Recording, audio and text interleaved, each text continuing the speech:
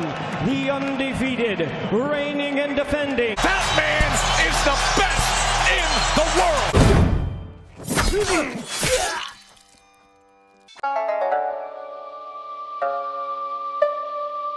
Errol Spence has come out and said that he has about 2 or 3 fights left at 147, and he's moving up.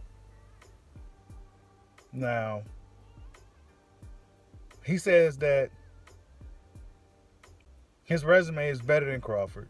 You know, they keep bringing up the fact that Crawford ain't fought nobody, but he clearly is having a hard time getting these guys in the ring to fight him. Yeah, he ain't fought nobody, but you don't want to fight him. So that stuff don't really make sense. You know, they keep putting these obstacles in front of Bud. They keep saying these things in the public just to kind of make it look like Crawford isn't worthy of the fight. You got a lot of fans saying he don't, you know, he got to fight Porter. It's like a sub boss before the boss battle.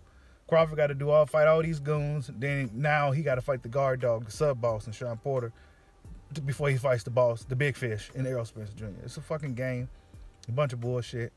You know, it's gonna be another obstacle if he runs Porter out the ring. It's gonna be another obstacle, like always.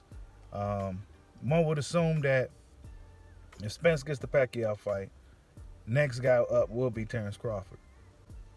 That one would assume, right? We would assume that the next guy would be Bud, but ain't no telling. You know, he acting like guys like Ugas is more deserving, you know, than Terrence Crawford. I mean, these guys been at the division longer than Bud. And Ugas, if you ask me, hasn't looked great. He's been pretty inconsistent. He didn't look too good in his fight against Abel Ramos. And, I mean, the fight that everybody want to see is Spence and Crawford, man. There's nothing else to it. There's really no need for the Sean Porter fight, but let's go ahead and get that show on the road. Get the show on the road, run Porter right out the ring, beat him in impressive fashion. Because let's just be honest about that Porter matchup. Sean Porter's that guy. We love Sean.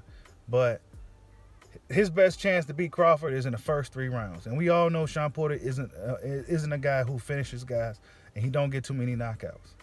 Despite how strong he is and things of that nature, he's not a guy that's about to be putting dudes on their asses like that. So his best chance to beat Crawford is early in the fight. Then pretty much after the 3rd or 4th round, I expect Crawford to really, really turn it up on him, and Sean gonna be running to shit until the eventual stoppage. But that's just my take on what Spence recently had to say. He's not too worried about Crawford. You know, he's not really too eager to get in the ring with him. And this whole situation wouldn't be as bad if he didn't do this shit. You know, the same thing that happened with Keith Thurman. It's the same thing. So you kind of doing to Bud what Keith did to you. And it's like, when is this shit going to end? But hopefully we can get the fight in 2021. It's going to be about 3.5 years by the time we first start talking about this fight. I'm getting tired of talking about it, but it is what it is. We'll see what happens. Like, subscribe, holla at your boy. Peace out.